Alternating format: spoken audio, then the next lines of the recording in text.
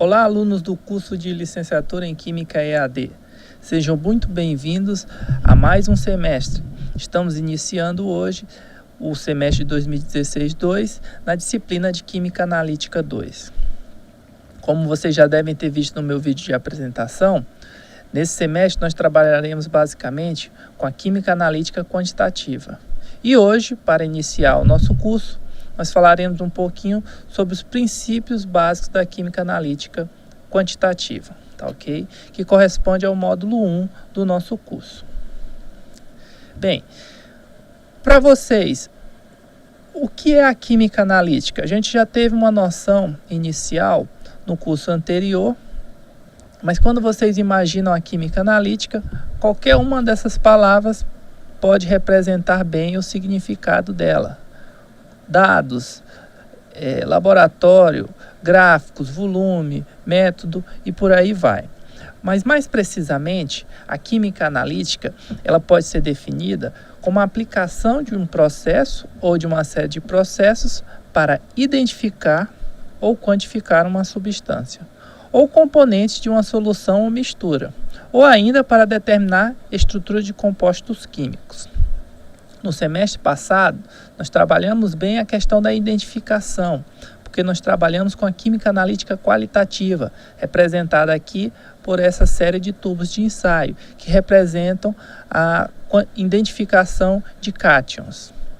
No comparativo entre a química analítica qualitativa e a química analítica quantitativa, aqui representada por uma bureta, e vocês vão entender logo mais por quê, nós temos que a química analítica qualitativa ela está preocupada em responder o que está presente. Ou seja, ela está preocupada em identificar o constituinte na minha amostra. E com isso, nós temos então a química analítica qualitativa. Já a química analítica quantitativa, ela está preocupada com quanto está presente na minha amostra. Quanto do meu analito de interesse está presente. Ou seja, ela está preocupada com a quantificação desse analito. A representação clássica aqui da química analítica divide ela em qualitativa, onde nós temos uma química que revela a identidade dos elementos e compostos de uma amostra, representada basicamente aqui pela marcha analítica, que é a marcha que vocês viram para identificar cátions e ânions. Por outro lado, a química analítica quantitativa, ela está preocupada em identificar a quantidade de cada substância presente na amostra e pode ser muito bem representada aqui dentro da análise química clássica pela gravimetria e volumetria. Uma terceira vertente é a análise instrumental, que foge à química analítica clássica e que emprega equipamentos com alta tecnologia para identificação e quantificação. Então, ela é um mix da quali e da quantitativa, mas empregando equipamentos mais sofisticados para a determinação. Importante, no início desse curso, é nós nos preocuparmos basicamente com as etapas envolvidas na análise química. E antes de qualquer análise química, seja ela qualitativa ou quantitativa, é importante que nós façamos uma amostragem do nosso elemento de interesse, né? Dentro dessa amostragem, que nada mais é do que um processo de seleção de uma amostra representativa do produto como um todo, nós temos que ele depende do tamanho e da natureza física da amostra. Como exemplo, nós temos aqui um caminhão carregado com cana-de-açúcar, típico aí do município de Itapemirim, onde nós temos uma usina açucareira. E todos vocês sabem que a cana-de-açúcar ela tem um teor de sacarose que depende de vários fatores. Temperatura, estação do ano e por aí vai.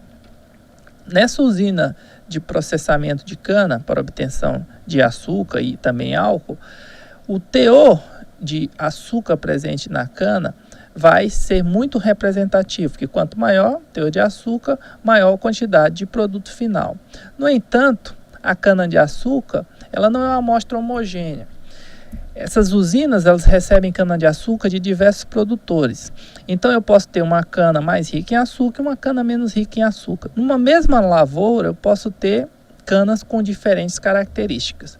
Por isso que ao chegar na usina açucareira, o caminhão de cana-de-açúcar, ele passa por um processo de amostragem.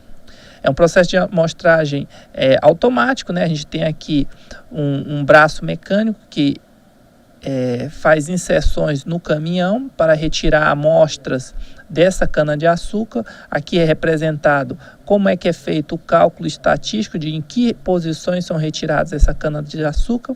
Mas tudo isso é só para mostrar para vocês que uma amostra dessa só vai ser, a análise, no caso aqui do teor de sacarose, só vai ser representativo do todo se nós fizermos antes uma amostragem. Uma outra etapa muito importante dentro da análise química é o preparo da amostra.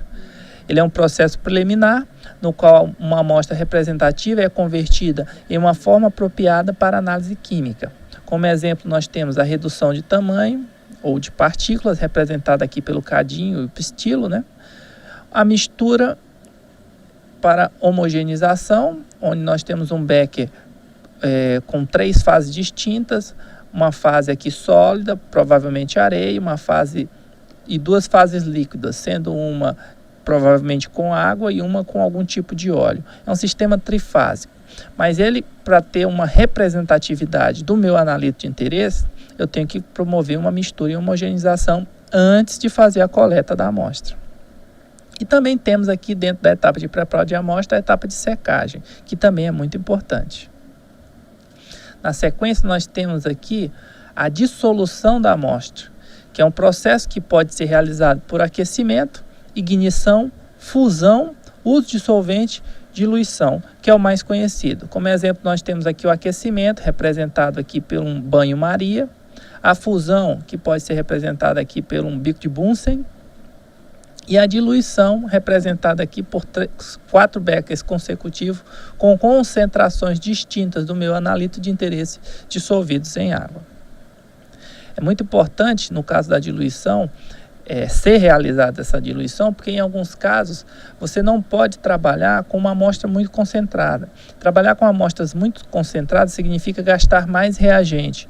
Então você pode fazer uma diluição, realizar a quantificação desse analito de interesse e, a partir do fator de diluição, calcular a concentração do meu analito de interesse originalmente presente na amostra. Uma outra etapa também muito importante dentro da análise química é a remoção de interferentes. Esse processo ele visa a eliminação de substâncias que estão presentes na amostra e que possam interferir na medida. Como exemplo, nós temos aqui de processos de remoção de interferentes a filtração, é um dos mais simples, a extração por solvente, muito utilizada também na química orgânica, a separação cromatográfica e a digestão. Digestão, que também é conhecida como abertura de amostra, que visa basicamente eliminar a matéria orgânica ou mineralizar a minha amostra de interesse. Após a remoção de interferentes, temos medidas e controle de fatores instrumentais, como uma etapa também muito importante dentro da análise química. Ela permite processos de padronização, calibração, otimização, medida da resposta, como absorbância, sinal de emissão, potência e corrente. Como exemplos aqui, nós temos a utilização de parâmetros da minha análise de interesse, da minha técnica de interesse, e a obtenção do meu sinal analítico, que é a resposta que corresponde ao analito de interesse. Temos também aqui a etapa de resultado, que são todos os cálculos envolvidos nos resultados analíticos e toda a avaliação estatística, que é muito importante para o tratamento de dados experimentais. Nós veremos isso a fundo na próxima aula. E, por fim, nós temos a apresentação de resultados, que pode ser feita de diversas formas. Nas formas impressas, nas formas de laudos, relatórios, prognósticos, formas gráficas, arquivos de dados, dentre outros. O mais conhecido aqui por vocês, na química analítica, quantitativa e qualitativa, são os relatórios, né, que vocês confeccionam nas aulas experimentais. Após, então, cumprir todas essas etapas preliminares da análise química, o analista ele deve ser capaz de selecionar uma dentre as várias possibilidades de análise, de uma determinada amostra. O analista ele deve conhecer todos os detalhes práticos das diversas técnicas e seus princípios teóricos. Isso para ele poder discernir entre uma técnica e outra, a que consiga extrair a melhor informação da minha amostra. Ele deve, portanto, estar familiarizado também com as condições nas quais o método é mais confiável, tá ok? Porque determinado método, em uma condição não adequada, não vai extrair a melhor resposta do meu sistema. Ele deve também conhecer os possíveis interferentes, por isso que a etapa de eliminação de interferentes é muito importante. Esses interferentes eles podem atrapalhar a minha medida, porque, entre outras coisas, eles podem formar reações paralelas ou podem interferir no meu sinal analítico. E saber resolver quaisquer problemas que eventualmente ocorram durante a minha medida. Por fim, o analista ele deve estar também preocupado com a acurácia, precisão, tempo de análise e custo. O custo é um fator que é, por vezes, esquecido por cientistas, mas ele é muito importante, porque não adianta você ter a técnica melhor do mundo para determinar o seu análise de interesse, mas que é inviabilizada por causa de um custo muito elevado. Tá, ok? Então a indústria muitas vezes utiliza as técnicas que não são tão eficientes, tão precisas ou com acurácia tão elevada, mas que tem um custo menor e que atendem à necessidade daquela empresa, por exemplo, empresa ou indústria. A seleção do método ela vai depender de diversos fatores que podem ser levados em conta. Dentre eles, podemos destacar o nível de exatidão requerido, que cai um pouco no que eu acabei de falar para vocês. Não adianta você querer matar uma formiga com uma bazuca. Essa é a analogia que eu gosto de utilizar. Se você quer determinar o teor de um determinado contaminante presente, por exemplo, no sal de cozinha, você não precisa de equipamentos que atinjam limites de detecção muito baixos. Porque provavelmente a legislação que atende aquele sal de cozinha não vai exigir nada em torno de ppb ou ppt. Por outro lado, se você for analisar um constituinte no soro fisiológico, é importante que você trabalhe com limites de detecções mais baixos, porque ele é um constituinte, ele é uma substância que vai ser inserida no corpo humano e qualquer traço, por exemplo, de um metal pesado, pode representar a morte do paciente. Então, esse nível de exatidão requerido está relacionado também à necessidade da análise, tá ok? O número de amostra também é outro fator importantíssimo. Vou voltar ao caso da indústria. Muitas vezes você tem que fazer análise de rotina que são realizadas de forma em grande quantidade. É preciso você fazer 100 amostras, 200 amostras e trabalhar com métodos muito laboriosos talvez não seja viável na indústria, tá, ok? E também aqui um fator muito importante é a complexidade da amostra. Quanto mais complexa a amostra, maior a quantidade de interferentes, mais refinada deve ser a técnica que você vai empregar. De acordo com os dados gerados, a análise química pode então ser classificada em 4 tipos. Primeiro, em análise aproximada, que é aquela que determina a quantidade de cada elemento de uma amostra, mas não os componentes presentes, tá ok? Ela é uma análise mais superficial. Análise parcial, que determina apenas alguns constituintes da amostra, é a mais comum, porque geralmente você não quer determinar todos os constituintes, você quer determinar só um analito ou outro de interesse dentro daquela amostra, tá ok?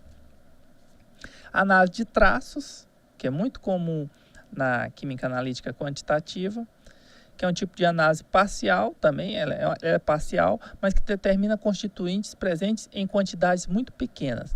E entendo muito pequenas como valores inferiores a 100 ppm, ou seja, 100 microgramas por grama, tá ok? ppm que é a representação de parte por milhão. Voltando aqui, temos por fim a análise completa, que determina a proporção de cada componente na amostra, que é uma análise mais precisa, mais completa que pode ser obtida, por exemplo, uma absorção atômica. Nesse curso, nós nos focaremos basicamente nos métodos analíticos quantitativos. Calculamos o resultado de análise quantitativa típica a partir de duas medidas, ou da massa ou do volume de uma amostra que está sendo analisada, ou da medida de alguma grandeza proporcional à quantidade do meu analito de interesse, que pode ser novamente a massa, o volume, intensidade de luz, carga elétrica, entre outras propriedades, ok? Geralmente, essa segunda medida completa a análise e classificamos os métodos analíticos de acordo com a natureza dessa medida final. Geralmente, essas medidas, massa, volume, intensidade de luz, carga elétrica, são proporcionais a alguma característica do meu analito, o que gera o termo sinal analítico. Deste modo, nós temos, dentro da química analítica quantitativa, dos métodos analíticos quantitativos, nós podemos destacar os métodos gravimétricos, que determinam a massa, e aí o termo gravimetria, que vem de gravidade, né, ou ação da massa, do peso do analito, ou de algum composto quimicamente a ele relacionado. Temos também os métodos volumétricos, que medem o volume, ou seja, o sinal analítico é o volume da solução, contendo um reagente em quantidade suficiente para reagir com todo o analito de interesse. Temos também métodos eletroanalíticos, que envolvem a medida de alguma propriedade elétrica, e aí nós temos potencial, corrente, resistência, quantidade de carga elétrica, entre outros. Os métodos espectroscópicos, que se baseiam na interação entre a radiação eletromagnética e os átomos ou moléculas do meu analito, ou ainda a produção de uma radiação pelo analito, e o grupo de métodos variáveis, incluindo a medida de grandezas como razão, carga, massa, de moléculas, por espectrometria de massa, velocidade de decaimento radioativo, calor de reação, condutividade térmica, entre outros. Aqui na Química Analítica 2, nós trabalharemos com duas técnicas clássicas, que são a gravimetria, ou análise gravimétrica, e a volumetria. Com relação à gravimetria, ela é uma técnica que se baseia na reação de precipitação. Então, o nosso analito de interesse, ele tem basicamente que ser precipitado. Na minha reação, ele tem que sofrer uma reação de precipitação, para que eu possa separá-lo do restante da solução. E a partir da separação desse analito de interesse, e essa separação pode ser feita por filtração, eu posso então secá-lo, né, para eliminar ainda mais a minha solução mãe aqui, que não interessa no momento, e pesá-lo, né? A partir então da determinação do peso ou da massa e de uma relação direta ou estequiométrica dessa massa com a minha solução ou amostra inicial, eu posso ter a quantidade desse analito de interesse na minha amostra. A outra técnica que nós trabalharemos bastante aqui na química analítica quantitativa é a volumetria, que se baseia no uso dessa vidraria aqui, que vocês se familiarizarão bastante nesse curso, que é a bureta. Na volumetria, nós trabalhamos basicamente com uma bureta, um Erlenmeyer e um suporte universal. Na bureta, nós adicionamos uma solução padrão, que é conhecida como titulante, e a minha amostra, que contém o analito de interesse, é chamada de titulado. Essas análises volumétricas são análises por via úmida, tá ok? Então, 99% delas ocorrem em meio aquoso. Elas têm baixa sensibilidade e seletividade, de forma alguma pode ser comparadas às técnicas por análise instrumental. Elas têm uma sensibilidade limitada e essa sensibilidade está limitada porque o meu sinal analítico aqui é o volume, e o volume vai depender aqui da escala da minha bureta. Geralmente a sensibilidade dessa bureta é de 0,1 ml. Então, se eu precisar determinar um analito com a precisão inferior a 0,1 ml, é inviável para uma técnica como essa. Mas para várias outras aplicações, essa sensibilidade relativa aqui da análise volumétrica é suficiente. Como eu mencionei anteriormente, nós precisamos de um titulante e um titulado. É uma das técnicas mais simples, práticas e baratas. Ela pode ocorrer por titulação direta, quando o meu titulante, que contém a solução padrão, ele reage diretamente com o meu analito de interesse. E dentro dela nós vamos ver que a reação é dita como finalizada como nós atingimos o ponto de equivalência ou ponto final. A distinção aqui é que no ponto de equivalência é um ponto teórico, calculado teoricamente, e o ponto final é um ponto mais real, né? Um ponto experimental.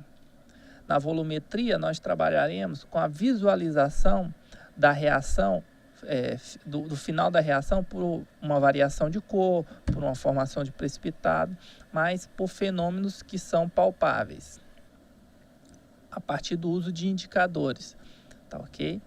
E dentre as outras técnicas, dentre as várias técnicas volumétricas que nós vamos ver, nós teremos a titulação direta e a retrotitulação.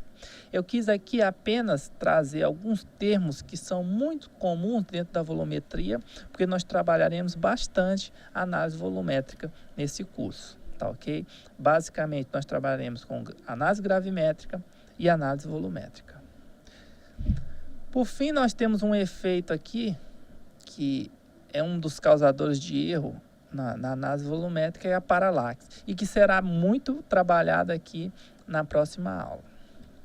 Como atividade de nível 1, nós temos então o questionário online atividade 1, que está disponível na plataforma. Nele a gente solicita que vocês sugiram uma análise química completa de um componente específico em uma amostra nativa e apresentem detalhadamente todas as etapas envolvidas nesse processo. Por exemplo, se vocês querem determinar o teor de ferro no caju, vocês vão descrever para mim todas as etapas, dentre aquelas que foram apresentadas para vocês, que devem ser realizadas para que eu possa determinar o teor de ferro no caju. Por exemplo, eu vou colher esse caju num determinado local. Como será a minha amostragem? Qual o preparo que essa amostra deve ser feita? Como eu vou disponibilizar essa amostra? Eu tenho que macerar a minha amostra, eu tenho que fazer o suco do caju para poder ter ele meio aquoso, enfim, vocês têm que me descrever detalhadamente todas as etapas envolvidas na determinação de uma análise de interesse em uma amostra nativa. Okay? Tenho total liberdade aí para escolher qualquer amostra, pode ser a própria açúcar na cana-de-açúcar, o teor de sódio no sal de cozinha, o teor de ferro no leite, entre outros, tá ok? E essa atividade, ela deverá ser entregue, deverá ser realizada até as 23 horas e 55 minutos do dia 23/8. Lembrando a vocês, eu já comentei no vídeo de apresentação, mas é sempre bom lembrar que a postagem de atividade nível 3 e a realização de atividade nível 1, que são questionários online, elas serão encerradas agora nas terças-feiras, tá ok? Foi uma solicitação dos alunos que eu estou atendendo agora nesse semestre. Para a próxima aula, então, nós entraremos no módulo 2, onde falaremos sobre erro e tratamento dos dados analíticos, parte 1, e falaremos especificamente dos algoritmos significativos, erros de uma medida, exatidão e precisão, tá ok? Desejo então um ótimo curso a todos e espero contar com todos na próxima semana. Até mais!